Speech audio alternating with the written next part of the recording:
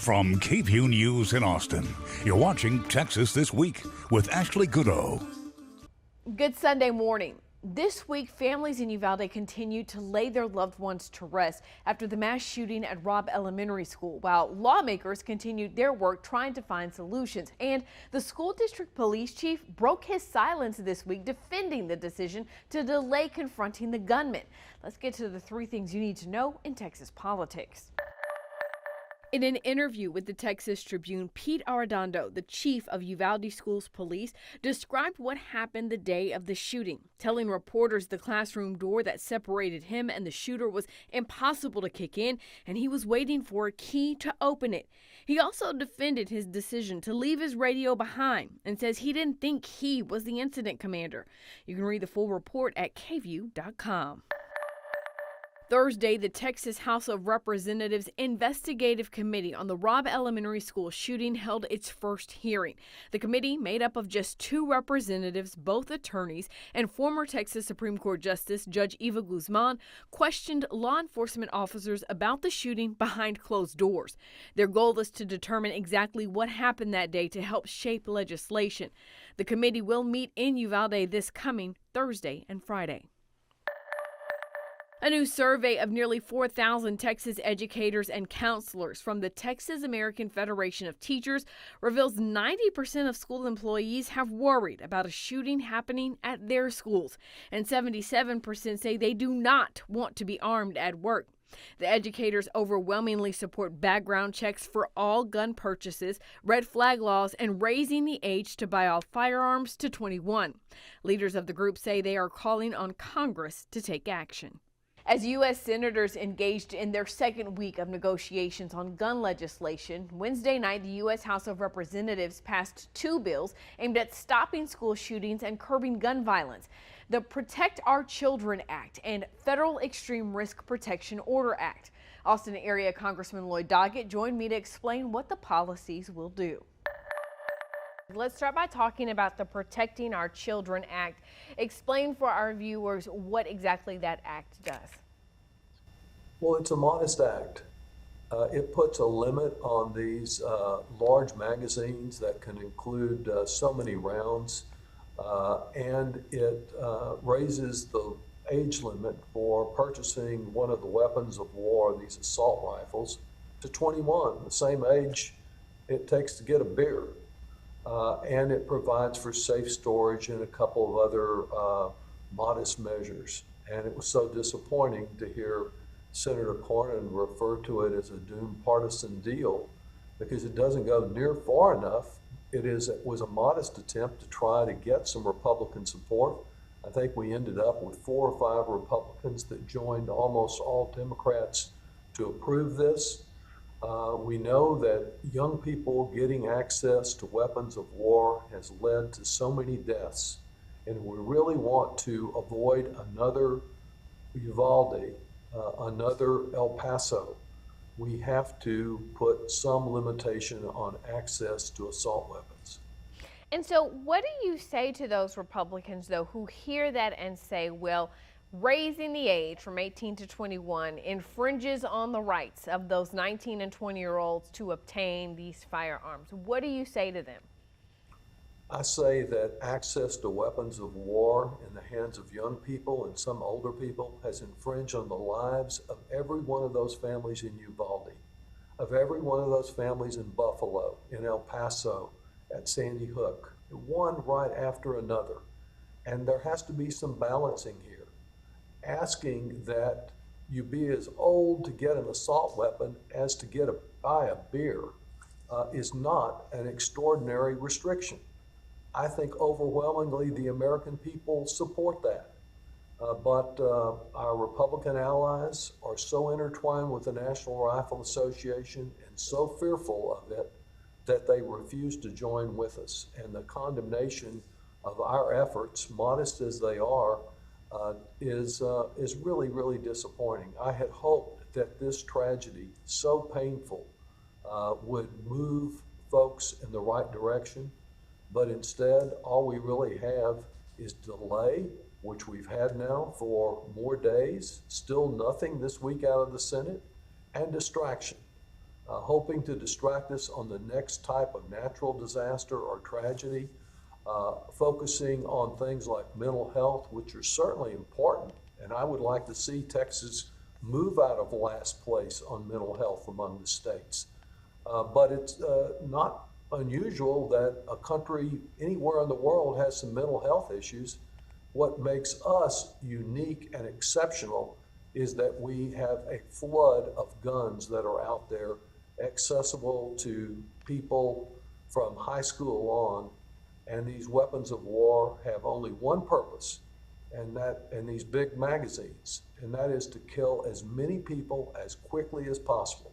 That's what I want to change. I want to talk to you about the other piece of legislation the House passed. That's the Federal Extreme Risk Protection Order Act.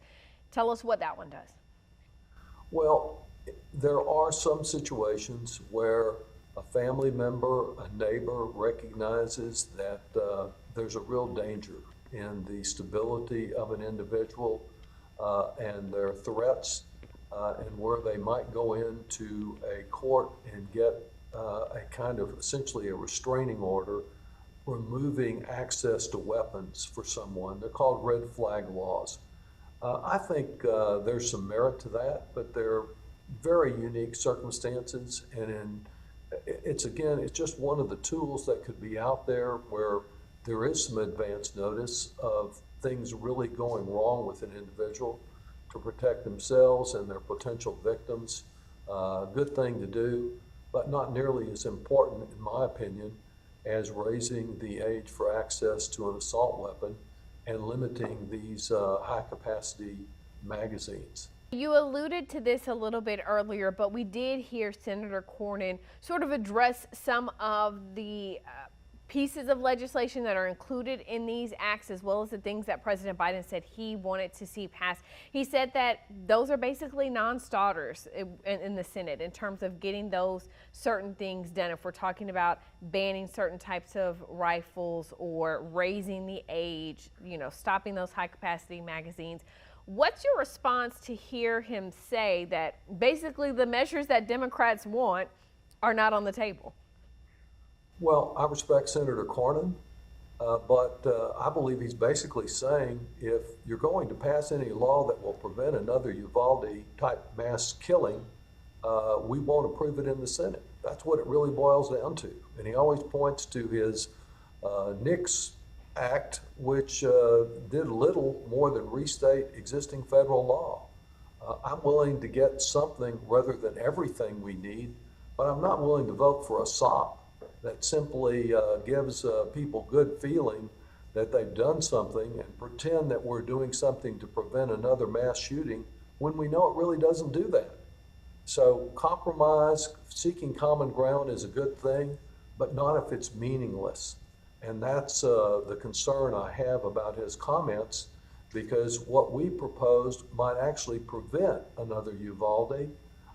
We might not get all of it, but focusing on the gun that kills people quickly, and many of them, and the magazine that goes in that gun are the two key elements that we need to have in any meaningful legislation. And what it really says to me is that there's a reason for the delay, and that is the typical tactic of delaying action after a tragedy like this until the public is focused somewhere else. And that's what appears to be happening in the Senate. And now, the last word. But first, a warning. The content you are about to see and the topic I am about to discuss is graphic. It is not appropriate for children and may upset some viewers. That probably has some of you wondering why I am about to talk about it on a Sunday morning, when people are just starting their days, having breakfast, maybe getting ready for church. For a moment, I thought, I should not talk about this on a Sunday morning. And then that moment quickly passed, because we should talk about it every single day, until something changes. On May 24th, 21 lives were stolen from us. And so many times when we have conversations about the innocent lives robbed at the hands of a gunman carrying an AR-15 or an AR-15 style rifle, we don't really talk about how they died. We just say they were shot. And we don't talk about what being shot with an AR-15 does, what it looks like, what it feels like, the agony the children endured in death, the indescribable fear a child must have felt seeing their classmate's body destroyed, knowing they were next. It's the part we don't want to talk about, the part we don't even want to think about. But this week we couldn't escape it. Right there at our nation's capital, broadcast on televisions across the country, we heard not one, but two accounts of the part we don't want to talk about. These bodies were very different. They needed much more than makeup to be presentable. They needed extensive restoration. Why? Due to the exceptionally large exit wounds of an AR-15 rifle. Most of the body so mutilated that only DNA test or green Converse could identify them. Many children were left not only dead, but hollow. 2 children whose bodies had been pulverized by bullets fired at them, decapitated, whose flesh had been ripped apart, that the only clue as their identities was a blood-splattered cartoon clothes still clinging to them, clinging for life and finding none. It's hard to listen to visualize, but it is what happened. And days after the Robb Elementary School shooting, another mass shooting, a cycle that feels like it will never end, but it can. Change can happen, but only if we, the people, demand it. That's the last word. And this has been Texas This Week.